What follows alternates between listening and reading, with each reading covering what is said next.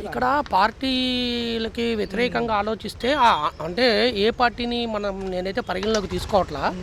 అమరావతి లాంటి సారవంతమైన భూమి రాజధానికి ఇవ్వటం అనేది కరెక్ట్ కాదు, కానీ అది జరిగిపోయింది. మనమేమీ చేయగలిగింది లేదు. కానీ పాత గతంలో తీసుకున్న ల్యాండ్ను ఉపయోగించి అభివృద్ధికరంగా చేస్తే మళ్ళీ ఇంకో రాజధానికి కావాల్సి వస్తే మనం ఇప్పుడు రాజధాని డివైడ్, ఇప్పుడు ఉదాహరణకి మన మహారాష్ట్రలో బాంబే, పూణే రెండు డెవలప్ అయినాయి. అలాగే అమరావతి బాగా డెవలప్ అయిన తర్వాత రాజధాని అవసరాలు కావాలనుకుంటే గన్నవరం సైడ్ అటు సైడు మెట్ట భూములు ఉన్నాయి, అవి తీసుకుంటే బాగుండేది. ఇంకా మళ్ళీ రెండోసారి తీసుకోవడం అనేది ఎంతవరకు కరెక్ట్ అనేది అయితే కరెక్ట్ కాదనిపిస్తుంది. ఎందుకంటే 2 లక్షల కోట్లు అంటే మామూలు విషయం అంటే ఫస్ట్ సారి ప్రజాధనం వృధా అనేది చాలా వాటిల్లో జరుగుతుంది. దీని గురించి కాదు, ఇక్కడ ఏంటంటే రాజధానిలో అమరావతి అనేది మాగాని భూమి, వానలు పడకపోయినా సంవత్సరానికి దాదాపుగా 2 పంటలు చక్కగా పండుతాయి. అదే టైంలో మన కృష్ణా జిల్లాలో కానీ గుంటూరు జిల్లా ఇటు సైడు ఎక్కడైనా కూడా మెట్ట భూములు ఉన్నాయి. దానికి పెద్ద కష్టం కాదు. ఎందుకంటే ఇప్పుడు మనం అక్కడ మన అమరావతికి ఒక బ్రిడ్జి ఏదో వేసారు, ఐకాన్ బ్రిడ్జ్ అనే ఏదో, అది వేయగలిగిన వాళ్ళం ఇక్కడ కృష్ణానది దగ్గర నుంచి ఒక జలపాయిని మనం అక్కడికి ఇప్పుడు ఉదాహరణకి గన్నవరం దగ్గర మెట్ట భూములు ఉన్నాయి అనుకుంటున్నాను నేను. ఎందుకంటే అక్కడ మాగాని కాదు, అక్కడ ప్రభుత్వం భూమి తీసుకుంటే అక్కడికి ఏదైనా ఒక కాలువ లాంటిది తవ్వి అనుసంధానం చేసుకుంటే నీటి సదుపాయం వస్తుంది, ఎయిర్పోర్ట్ దగ్గర ఉంటుంది. ఒక చిన్న railway line Vijayawada railway station నుంచి సెంట్రల్ గవర్నమెంట్ని అడిగి చిన్న రైల్వే లైన్ విజయవాడకి గన్నవరానికి ఎంత దూరం సార్ తెచ్చుకుంటే బాగుండేది. అయితే ఇదేంటంటే మాగాని భూమి కాబట్టి మనం పంటల దృష్ట్యా మనం ఇది ఆలోచించాలి. అది ఇప్పుడు రెండోసారి అనేది అంత హేతుబద్ధంగా అనిపించట్లేదు. కానీ అయితే ఏంటంటే డెవలప్ అవ్వాలి. ఎంతకాడికి మన రాజధాని లేదు, మనం వేరే హైదరాబాదు, బెంగళూరు లేకపోతే మహారాష్ట్రకి వెళ్ళిపోవాల్సిన పరిస్థితి. అటువంటి నుంచి కొద్దిగా మనం బయటికి రావాలంటే కంపల్సరీ రాజధాని కావాలి. అది నా అభిప్రాయం. అయితే ఒక మాట సార్, ఈరోజు మీడియా ముఖంగా మాజీ ముఖ్యమంత్రి గారు మాట్లాడుతూ ఏదైతే దీనికి సంబంధించి ఏదైతే రాయలసీమ లిఫ్ట్ ఇరిగేషన్ ప్రాజెక్ట్ జరిగితే అక్కడ తాగునీటి కష్టాలు ఉండవంటున్నారు. సేమ్ ప్రజలకు ఎప్పుడూ నీటి కష్టాలు కాబట్టి గత రాజశేఖర రెడ్డి హయాం నుంచి ఇది కొనసాగుతుంది కాబట్టి తెలంగాణ వాళ్ళు కొంచెం అన్నదమ్ముల్లా ఉంటే బాగుంటుంది ఈ విషయంలో అంటున్నారు కదా, ఏమంటారు జనరల్గా తాగునీటి? అసలు నీటి విషయాలు, నీటి తగాదాలు ఇప్పుడు కాదండి, స్వతంత్రం వచ్చిన దగ్గర నుంచే మనకి చాలా ఇబ్బందులు ఉన్నాయి. దీని గురించి నీటి తగాదాలు రాయలసీమను ఒక్కదాన్నే మనం పరిగణలోకి తీసుకోకూడదు. దేశం మొత్తాన్ని పరిగణలోకి తీసుకుంటే వెనకబడిన ప్రాంతాలు చాలా ఉన్నాయి.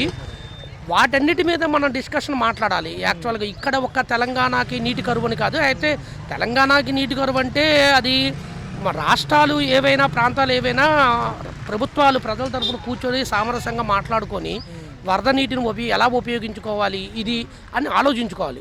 1947 ఆగస్టు 15 నుంచి 2026 జనవరి 8వ తారీఖు వరకు ఈ రోజు వరకు కొన్ని కోట్లాది రూపాయలు, లక్షల కోట్ల రూపాయలు ఇరిగేషన్ మీద ఇండియా కానీ రాష్ట్ర ప్రభుత్వాలు కానీ ఖర్చు పెట్టాయి.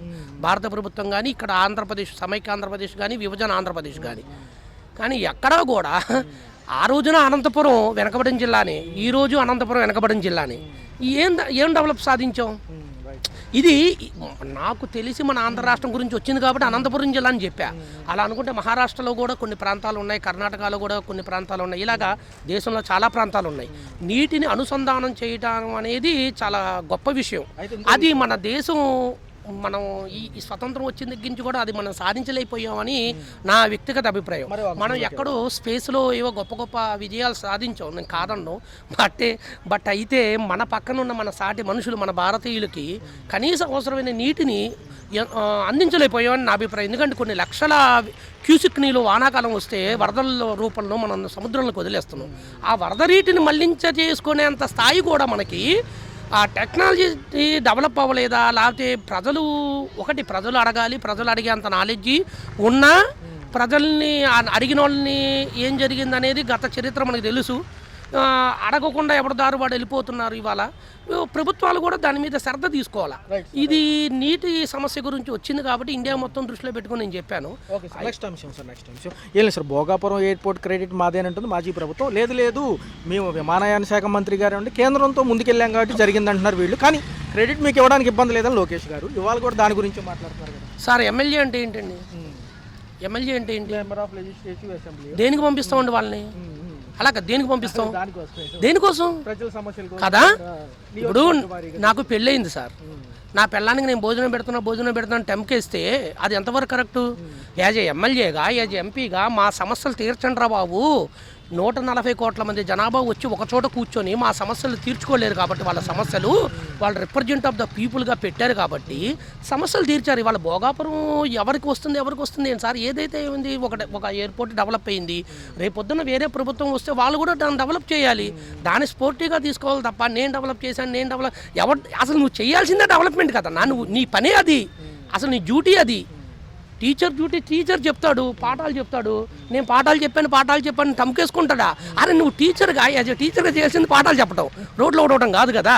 అలాగే ఎమ్మెల్యేగా ప్రజలకు సేవ చేయాలి, ప్రజలు దేశానికి రాష్ట్రానికి డెవలప్మెంట్ ఏంటి అనేది ఆలోచించాలి. ఒక మాట అంటున్నారు సార్, మాజీ ప్రభుత్వంలో ఉన్నప్పుడు కంపెనీలు వెనక్కి వెళ్ళిపోయాను దుష్ప్రచారం ఈ ప్రభుత్వం చేస్తున్నట్టుగా మాజీ ముఖ్యమంత్రి అంటున్నారు. ఎంతవరకు నిజం ఉందంటారు? నిజంగా అప్పట్లో కంపెనీలన్నీ కూడా భయపడి వెనక్కి వెళ్ళిన మాట వాస్తవం కాదంటారా? అంటే కంపెనీలు భయపడి వెనక్కి వెళ్ళిపోయినాయని నేను అలా చెప్తానండి. అంటే వాళ్ళ కంపెనీలు ఎందుకు తీసేశారో వాళ్ళ మనసులకు తెలియాలి, నాకు తెలియదు కదా, మీకు తెలియదు. ఇదంతా పుకార్లే. వెళ్ళిపోయిన మాట వాస్తవం. అవి ఎందుకు వెళ్ళిపోయినా ఏంటనేది వాళ్ళు కారణాలు చెప్పుంటారేమో, నాకు తెలియదు. ఏదైనా ఎందుకు చెప్తారు సార్ మేము భయపడిపోయామని ఎవరు చెప్పరు కదా.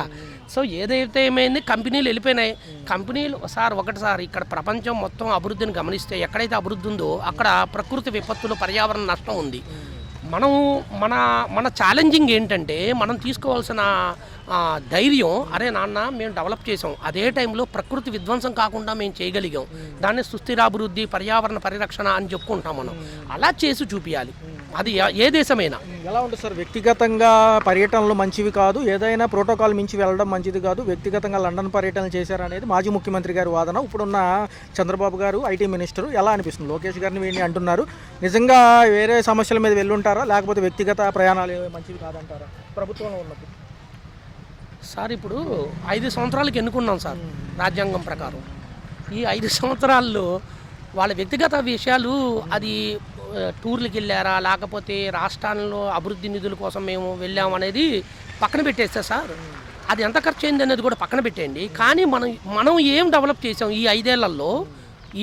మనం అధికారంలోకి వచ్చాం. పార్టీ ఇక్కడ మళ్ళీ మొదటి నుంచి నేను అదే చెప్తాను, ఏ పార్టీకి అనుకూలం కాదు, ఏ పార్టీకి వ్యతిరేకం కాదు. పార్టీ అతీతంగా మన రాష్ట్రము, మన దేశం ఏం డెవలప్ అయింది, మనం ఏం డెవలప్ చేసాం ఈ 5 ఏళ్లలో, అది చెప్పమండి. దాని మీద డిస్కషన్ చేయాలి. నువ్వు లండన్ వెళ్ళావు, నువ్వు అమెరికా వెళ్ళావు, వెళ్తారు, అయిపోయింది, ఖర్చు అయిపోయింది, దాన్ని మనం ఏం చేయలేం. అయితే ఆ వారం మనం ఏం డెవలప్ చేసాం రాష్ట్రానికి? ఇప్పుడు నిరుద్యోగ సమస్య ఏమైనా తీర్చగలిగారా? ద్రవ్యోల్బణం ఏమైనా కంట్రోల్ చేయగలిగారా? నిత్యావసర సరుకులను కంట్రోల్ చేయగలిగారా? అంటే నిత్యావసర సరుకులు పెరగటమే ద్రవ్యోల్బణం అనుకోండి. నేను యాక్చువల్గా ఎంకామ్ చదివాను, ఎంకామ్ అండ్ ఎంఏ. సో దాన్ని చెప్తున్నాను, ఇవి ఏమైనా చేయగలిగారా? నిరుద్యోగ సమస్యను ఏం చేయగలిగారా? కంపెనీలు వస్తాయి, ప్రైవేట్ ఉద్యోగాలు వస్తాయి, బాగుంటుంది అంటున్నారు. కానీ కంపెనీలే మీదే ఆధారపడితే అండి మనం గమనిస్తే ఇవాళ ప్రైవేట్ కంపెనీలు శ్రమ దోపిడీ జరుగుతుంది, జీతాలు తక్కువ, చాకరీ ఎక్కువ. ఇదే విషయంలో ప్రైవేటీకరణకు మెడికల్ కాలేజీకి టెండర్ రాలేదనేది ఒక వాదన. ఎందుకు ప్రభుత్వాలే చూసుకోవచ్చు కానీ ఆయన కూడా అంటున్నారు రాకపోవడం మంచిదే కదా, ప్రభుత్వాలే వాటిని వ్యవహారం చూడాలంటున్నారు కదా సార్. అసలు విద్య మొత్తం గవర్నమెంటే చేసుకోవచ్చు కదా సార్, ప్రైవేట్ తీసేసేయండి. ఎవరికి ఏది కావాలో ఫ్రీ ఎడ్యుకేషన్ ఇవ్వండి. ఇప్పుడు అందరూ చదువుకున్న వాళ్ళందరూ అదే కదా చెప్పేది, ఫ్రీ ఎడ్యుకేషన్, ఫ్రీ వైద్యం ఇవ్వండి. వైద్యం ఇస్తే చాలు, కడమని ఆటోమేటిక్గా సెట్ అయిపోతాయి. ఇది ప్రపంచం చరిత్ర మనం గమనిస్తే తెలిసింది. అది చదువుకున్న వాడు ఎలా మాట్లాడతాడు అనేది మనకు అనవసరం. అదే చదువుకున్న వ్యక్తిగా మనం జనాలు ఏం ఆలోచించాలి? విద్య ఫ్రీ అండి, నువ్వు ఏ విద్య అయినా చదువుకో, దాదాపు ఫ్రీ. మరీ ఉచిత బియ్యం పథకం లాగా కాకుండా నామినల్ ఫీజులు తక్కువలో పెట్టి ఆ వ్యక్తి ఏది చదువుకోవాలనుకుంటున్నాడో చదివితే వాడు డెవలప్ అవుతాడు. వైద్యం ఇవాళ దానంతా మాఫియా ఏది లేదంటున్నారు. అంటే సార్ 2 సంవత్సరాలు ప్రభుత్వాలు జీతాలు ఇవ్వడం ఏంటి? ప్రైవేటీకరణకు వెళ్తే ఆల్రెడీ దానికి సంబంధించిన టెండర్లు పాడుకున్న వాళ్ళు చూసుకోవాలి కదా.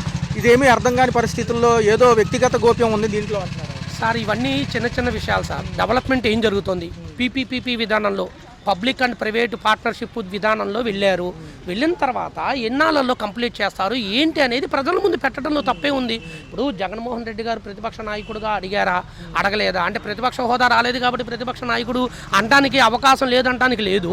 ఇప్పుడు ప్రధానమైన పార్టీలు టీడీపీ, వైఎస్ఆర్సీపీ వీళ్ళిద్దరి మధ్య జరిగింది కాబట్టి వీళ్ళు టీడీపీ వాళ్ళు గెలిచారు కాబట్టి అవతల క్వశ్చన్ చేస్తున్నారు. ఆ క్వశ్చన్లో లాజిక్ ఉంది. అవును, ఇప్పుడు పీపీ విధానంలో వెళ్ళారు, ఏది జరిగిందనేది ప్రజలు సుపీరియర్ ప్రజాస్వామ్యంలో ప్రజల ముందు పెట్టండి సార్. ఇగో మేము ఇలాగ వెళ్ళాం, ఈ కంపెనీలకు ఇన్ని టెండర్లు వచ్చాయి, ఈ కంపెనీ వాళ్ళు ఎంత ఇచ్చారు, వీళ్ళు ఇచ్చిన ప్రామిసులు ఇవన్నీ ప్రజల ముందు పెడితే ఏ ప్రాబ్లం ఉండదు కదా. ప్రజలే కదా సుపీరియర్లు ఎవరైనా కూడా ఇప్పుడు ప్రజాస్వామ్యంలో అప్పుడు అసలు ఏ గొడవ ఉండదు కదా, ఎవడైనా అడగటానికైనా అడిగిన దానికి సమాధానం చెప్తాం. లేదు పల్లంలో కడుతున్నారు కదా, దానికి ఒక ప్రాజెక్టు ఈ ఖర్చు ఇదంతా చాలా వేస్ట్ కదా. చేసేది ఏదో ఒక మంచిగా చేస్తే ప్రజలకి బాగుంటుంది, ప్రజల విధానానికి కూడా బాగుంటుంది. ఎలా ఉంటుంది సార్ అంటే పదే పదే భూసేకరణ అన్నా కానీ అటు రైతులు ఇబ్బంది పడుతున్నాం అనే మాట వాస్తవం చూస్తున్నాం. ఇటుపక్క ఏమో అదే రాజధాని మళ్ళీ నీళ్ళలో మునిగిపోతుంది అంటున్నారు జగన్ గారు. నిన్న మీడియా ముఖంగా అనేక మాటలు మాట్లాడారు. ఆయన కూడా ఏమంటున్నారంటే రాజధాని ఎక్కడి నుంచి అయినా పరిపాలించవచ్చు కదా, ఇప్పుడు 1,00,000 ఎకరాలు దేనికి అంటున్నారు. వాస్తవం అది. ఇప్పుడు 1,00,000 ఎకరాలు అయితే రైతులతో డెవలప్మెంట్ చేసుకుంటారుగా. ఇప్పుడు రియల్ ఎస్టేట్ వ్యాపారస్తులు ఉన్నారు, వాళ్ళు చేసుకుంటారు కదా. మరి ఈయనే చేయాల్సిన అవసరం ఏముంది? 1,00,000 ఎకరాలు ఎక్కడన్నా రాజధాని ఉందా? ప్రాజెక్టు కట్టి రాజధాని కట్టి అంత స్టేజ్ ఏ రాష్ట్రంలో చూసాము? మన భారతదేశం చరిత్రలో లేదు కదా. 1,00,000 ఎకరాలకి కూడా 2,00,000 కోట్లు అలా వేల కోట్లు ఎంత అవుతాయి అంటున్నారు కదా. ఆయన సంపాదించుకుంటానికేనమ్మా. అంటే ఏరే పార్టీ అంటే నేను ఏ పార్టీ తొత్తుని కాదు, ఆయన సంపాదించుకుంటానికి ప్రజలకు భూదోపిడీ కింద వచ్చింది. మరి భూదోపిడీ కింద కాపాడుతుంది అమ్మ, కళ్ళకి స్పష్టంగా కాపాడుతుంది కదా. ఎవరిమైనా అడుగుండే కడుపు అన్నం తినేవాడు ఎవడైనా చెబుతాడు. ఇది దోపిడీ అనేది ఎవరికైనా తెలుసు. నువ్వైనా ప్రజలకైనా పెట్టావా? ఏం పెట్టేది లేదు. ఇప్పుడు అందరు చూతేనే చెబుతున్నారు మేము అంతా కుదించుకుంటూ వస్తున్నాడు, అయినా బడ్జెట్ ఇవ్వలేకపోతున్నాడు, లో బడ్జెట్లో పడిపోయింది, అప్పుల పాలు అయిపోతుంది. మరి నువ్వు 3 లక్షల కోట్లు అప్పు చేసి ఇది చేసినప్పుడు మరి ఏమి ఇవ్వలేకపోతే ప్రజలు ఏంది అంటారో. ఇప్పటికే తిరుగుబాటు చాలా వరకు వచ్చింది ప్రజల్లో. ఎయిర్పోర్ట్ కూడా జగన్ గారి హయాంలో ముందుకు కదిలింది అంటున్నారు ఆయన. క్రెడిట్ ఏమో మాదే అంటున్నారు వీళ్ళు. టీడీపీ వాళ్ళు అంతా మాదేని అంటారమ్మా. నేను అన్నానని కాదు, వాళ్ళు ఏది చేసినా చంద్రబాబు నాయుడు మాదేనని బాబుని పురుషుని పొల్లాడతాడు కదా. అది టీడీపీ వాళ్ళకి అలవాటు. అది ఇంత విస్తరణలో భూసేకరణ చేస్తే వచ్చే 10 ఏళ్ళు కాదు 20 ఏళ్ళు అయినా మనకి అమరావతి కదలదు అంటున్నారు జగన్ గారు. ఎందుకంటే 1,00,000 ఎకరాలు ఏంటి సార్, మామూలుగా విషయం కాదు కదా. అది వాస్తవమే, అది వాస్తవమే. మరి ఇప్పుడు మనం కట్టేది ఏదో 10 ఎకరాల్లో కట్టుకుంటే ఒక రకంగా ఉంటుంది. 1,00,000 ఎకరాల్లో నువ్వు దేనికి 1,00,000 ఎకరంలో ఏం చేస్తానికి? ప్రజలు సొమ్మే కదా అంతాను. మరి ఎక్కడో నిన్న చూస్తున్నావు టీవీలో, ఎక్కడో చెరువుల్లో ఇస్తున్నాడు తీసుకెళ్ళి. నువ్వు వాళ్ళ పొలాలు ఏమన్నా నీకు మయ్యాన్ని ఇచ్చారు, నువ్వు తీసుకెళ్ళి చెరువులోకి ఇస్తే అన్యాయం చేసినట్టు కదా. మాట అన్నారు లేదు. మంత్రి గారు ఏమంటున్నారంటే 3 ఏళ్ళలో మేము డెవలప్ చేయబోతే మీరు భూములు ఇచ్చేయండి, డెవలప్ చేస్తే కోర్టుకి వెళ్ళండి అంటారు. అంటే ఇప్పుడు ప్రభుత్వాలు మరి కోర్టుల చుట్టూ తిరుగుతారు. మరి అంతే మాటలు కదా శోతమం. ఏముంది, రేపు కోర్టుల చుట్టూ తిరుగుతారు. ప్రజలు పిచ్చోళ్ళు కదా, ఆడుకో ఎట్టయినా ఆడుకోవచ్చు. ప్రభుత్వాలు ఏ ప్రభుత్వం వచ్చినా భూసేకరణ కుదరకపోతే ల్యాండ్ ఎక్వైజేషన్ పెట్టేస్తారంట. అంటే బలవంతం భూసేకరణకి వెళ్తాం అంటున్నారు. బలవంతంగా వెళ్తే ప్రజలు కూడా తిరగబడేటట్టు ఉండారు. అది కూడా గుర్తుపెట్టుకోవాలి కదా. నీ ఇష్టం వచ్చినట్టు చేస్తే పరిపాలన ఒప్పుకోరు ఎవరైనా సరే. జగన్ అయినా లేకపోతే చంద్రబాబు నాయుడు అయినా ఇప్పటికే చాలా ఎక్కువ భూములు తీసుకున్నాడు అనేది ప్రజల్లో చాలా ఎదురుకొచ్చింది. దాన్ని ఏంటంటే ఇంత ఎకరంలో చేయాల్సినది ఎక్కడా లేదు ఏ రాష్ట్రంలోనూ. మన రాష్ట్రమే ఇంత దరిద్రంగా రాష్ట్రం తయారైంది. ఇబ్బంది అంటారు రేపు అయితే. ఇబ్బంది కదమ్మా. మరి ప్రాజెక్టు కట్టి 400 కోట్లు పెట్టిన ప్రాజెక్టు కట్టి రాజధాని కడుతున్నావు, దాన్ని మరి దేంటో కడుతున్నావు, ఎట్టో కడుతున్నావు, సముద్రంలో కడుతున్నావు, దాన్ని తీసుకెళ్ళి. అదే కదా సార్, ఏదైతే నీటి పరివాహక ప్రాంతంలో కడితే పదే పదే మునిగిపోతుంది. 450 కోట్లు నీళ్ళతోడు. ఎవరైనా వాస్తవం. ఇప్పుడు ఏదో జగన్ మాట్లాడారు ప్రజలది కూడా అదే. నువ్వు ప్రాజెక్టు కట్టి కడుతున్నావు అంటే నువ్వే ఒప్పుకున్నట్టుగా, నీళ్ళ పెట్టి కడుతున్నావు అని ఒప్పుకున్నట్టే కదా. మన తప్పు మనమే ఒప్పుకున్నట్టు. అది కూడా అర్థం చేసుకోవాలి తను. పవన్ కళ్యాణ్ పనితీరు ఎలా ఉందా? మీ అభిప్రాయం ఏంటి? పవన్ కళ్యాణ్ డిప్యూటీ సీఎం అయిన తర్వాత మీకు కనిపించిన మార్పు ఏంటి? ఏముంది, చంద్రబాబు కూడా అలా చెప్తే అలా అంతే. పవన్ కళ్యాణ్ ఏం లేదు, ఊరికి నామకే వస్తుంది. ఇప్పుడు తెలంగాణలో కూడా ఆయన పోటీ చేస్తా అంటున్నారు. పోటీ చేస్తే ఎంత ప్రభావం? ఎక్కడైనా పోటీ చేయొచ్చు, తప్పేముంది. దేశంలో ఎక్కడైనా పార్టీ పెట్టచ్చు, ఎక్కడైనా పోటీ పెట్టచ్చు. మొన్న ప్రెస్ మీట్లో ప్రాంతీయ భేదం ఉగ్రవాదం కంటే ప్రమాదకరం అనేసి అంటే దాని మీద కేటీఆర్ గారు రియాక్ట్ అయ్యారు. ఎట్లా? ప్రాంతీయ భేదం ఉగ్రవాదం కంటే ప్రమాదకరం అంటే మరి బీజేపీ ఉందిగా తెలంగాణలో. బీజేపీ ఎక్కడిది? ఓకే, అది ఎక్కడిది పార్టీ? కాంగ్రెస్ ఉందిగా, అది ఎక్కడిది? జనతా పార్టీ. అంటే కేటీఆర్ ఒక్కడైనా ఎవరు ఉండడానికి లేదా ఏంటి అంటే అన్నారు కేటీఆర్ గారు నువ్వు పోటీ చేయి, నేను కాదంటలే, నిన్ను ఎవరు బెదిరిస్తారు? టీఆర్ఎస్ ఉందబ్బా, బీజేపీ ఎక్కడిది, కాంగ్రెస్ ఎక్కడ పుట్టింది అంటున్నా పార్టీ. అది ఉత్తరాది రాష్ట్రాలే కదా, మరి అవి ఎలా పరిపాలిస్తుంది? మాట ప్రాంతీయ భేదం అనేసరికి దాని మీద కేటీఆర్ గారు రియాక్ట్ అయ్యి ప్రాంతీయ భేదం ఎక్కడ ఉంది, బీజేపీ లేదా, బీజేపీ పార్టీ ఇక్కడ ప్రాంతీయ భేదం అనేసి మాట్లాడారు. నువ్వు ఆల్రెడీ 2023లో పోటీ చేసేది, ఇక్కడ కొత్తగా పోటీ చేసేది అనేసి అంటున్నారు. ఇక్కడ ఏముంది, ఇంతకంటే దారుణంగా ఉంది తెలంగాణ. మరి ఏంటి పవన్ కళ్యాణ్ ఈసారి అక్కడ కూటమిగా పోటీ చేస్తారా లేకపోతే సింగిల్ గా పోటీ చేస్తారా అనుకుంటున్నారు? అతనితో పోతే ఎవరు వస్తారో నాకు తెలిసి ఎవరు రాదు. కవిత గారు ఏమన్నారు అంటే ఫస్ట్ నీ రాష్ట్రం చూసుకో, నీ రాష్ట్రంలో అమరావతిలో నీళ్ళు రాకుండా చూసుకో, ఆ రాష్ట్రం మేము చూసుకుంటాం అంటున్నారు. మరి దాని మీద అభిప్రాయం? మరి మొన్న 4 చినుకులు పడితేనే అంత గందరగోళం అయిపోయింది అమరావతి. ఇక్కడ సింగిల్ గా పోటీ చేయకపోవడానికి కారణం ఆయనకి ధైర్యం లేదంటారా పవన్ కళ్యాణ్ గారికి? అంతేగా మరి, విజయ్ గారు లాగా అంతేగా మరి, అంతే అంటారా? ఏంటి మరి ఆయనకి ఈయనకి తేడా ఏంటంటారు? 100% అక్కే. ఆయనకి ఈయనకి తేడా ఏంటంటే ఎవరికి? పవన్ కళ్యాణ్ గారికి విజయ్ గారికి. విజయ్ గారు సింగిల్గా పోటీ చేశారు, సింగిల్గా గెలిచాడు. ఈయన అసలు ముందు పోటీ చేస్తే కదా గెలిచేది, గెలవని ఒకవేళ తర్వాత సింగిల్ గా పోటీ చేస్తే సేమ్ అయ్యే ఛాన్స్ ఉంది. ఇప్పుడు ఒకసారి వస్తుంది, ఇంకోసారి రాకపోవచ్చు, ఒకసారి వస్తుందేమో. నువ్వు ఫస్ట్ సారి ఓడిపోయాడని చెప్పి మళ్ళీ భయపడి రెండోసారి పొత్తులు పెట్టుకోవాల్సిన అవసరం ఏముంది?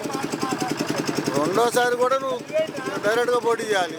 పోటీ చేస్తే అది ఒకసారి కాకపోతే రెండోసారి అవకాశం ఇస్తారేమో. ఓవరాల్ గా ఒక్క మాటలో పవన్ కళ్యాణ్ గారి గురించి చెప్పాలంటే ఏం చెప్తారు? ఒక్క మాట. ఇప్పటికైతే ఆయనకి ఏమంత రాజకీయ పట్టు తెలియదు అబ్బా. ఏమన్నా తెలుసుకుంటే ఏం చెప్పలేను.